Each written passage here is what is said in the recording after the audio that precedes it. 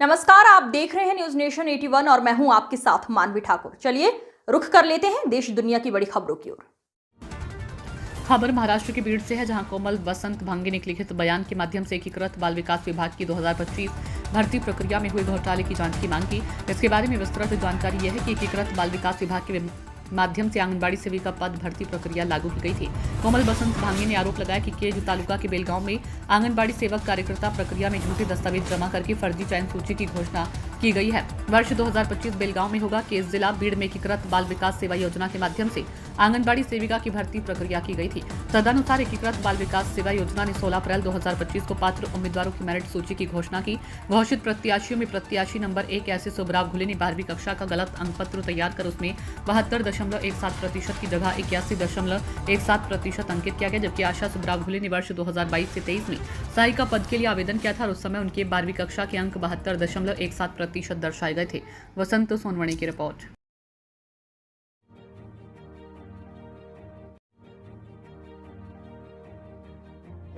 अंगणवाडी सेविका भरती प्रक्रियेमध्ये खोटी कागदपत्रे दाखल करून खोटी निवड यादी जाहीर केली असं आपण माननीय गट विकास अधिकारी केज यांना आताच निवेदन दिलेलं आहे।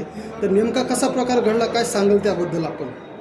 नमस्कार, मी भांगे कोमल वसंत मोजा बेलगाव येथील रहिवासी असून मी एकात्मिक बाल विकास सेवा अंतर्गत अंगणवाडीची जी भरती चालवली होती त्यामध्ये अंगणवाडी सेविका पद यासाठी अर्ज केलेला होता। तर त्यामध्ये कॅन्डिडेट उमेदवार क्रमांक 1 आणि 2 यांनी बोगस कागदपत्रे जोडून मला नोकरीपासून वंचित ठेवण्याचा प्रयत्न केलेला आहे। नेमकं कॅन्डिडेट एक कोण आहे? 1 नंबरचे कॅन्डिडेट कोण आहे? आशा सुब्राव घुले यांना 12वीला जी म्हणजे 2022-23 मध्ये जी भरती करण्यात आली होती त्यांना 12वीच्या म्हणजे टक्केवारी जी आहे ती 72.17 आहे आणि 2024-25 मध्ये जी राबवण्यात आलेली आहे अंगणवाडी सेविका पद क्रमांक 1ला जी भरती प्रक्रिया राबवली गेलेली आहे त्यामध्ये 81.17 अशी झालेली आहे। म्हणजे त्यांच्या 12वीच्या गुणवत्तेमध्ये जे आहे त्याच्यामध्ये तफावत आहे असं तुमचा आरोप आहे का? बरं, नंबर 2चं कोण कॅन्डिडेट आहे? मनीषा भरत घुले। त्यांना किती दाखवली गुणवत्ता? त्यांची 12वीची बरोबर आहे, परंतु त्यांचं B.Ed नसतानाही त्यांना B.Edचे मार्क देण्यात आलेले आहे। बरं, तुम्ही संबंधित कार्यालयाकडे आपण काय हरकत नोंदवली का या प्रकरणी? हो, मी ऑब्जेक्शन घेतलं होतं, परंतु मॅडम सरळ सांगतात की आमचं नजर चुकीनं हे गुण देण्यात आलेले आहे। नजर चुकीने झाला असं आहे का? आपले 12वीला काय शैक्षणिक गुणवत्ता आहे, काय सांगाल? तर आपले डॉक्युमेंट असेल तर तुम्ही दाखवता का आमच्या कॅमेऱ्यासमोर? मला 12वीला 79.08 अशी टक्केवारी आहे। त्याच्यानंतरची गुणवत्ता काय काय आहे आपली? पदवीला 71.92% आहे। त्याच्यानंतर दाखवा।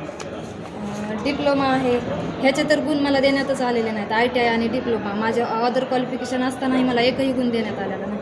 त्याच्यानंतर आणखी काय काय आहे शैक्षणिक डॉक्युमेंट? ITI झालेला आहे कोल्हापूर जिल्ह्यात शिरोळ तालुक्यामध्ये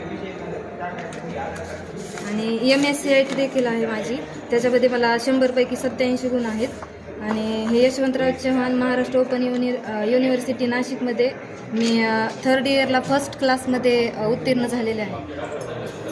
शैक्षणिक गुणवत्ता आपल्याकडे अन्य डॉक्युमेंट असताना हे आपल्याला कमी गुण दिलेत का संबंधित कार्यालयाच्या कर्मचारी अधिकाऱ्यांनी? हां, तर जर आपल्याला आपण तक्रार केलेली आहे, तक्रारीचं जर आपल्या बाजूने जर निकाल नाही जर लागला तर यापुढे जाऊन आपण कसा लढा देणार आहात? मला जर यावर योग्य ती कारवाई नाही केली तर मी आमरण उपोषण करणार।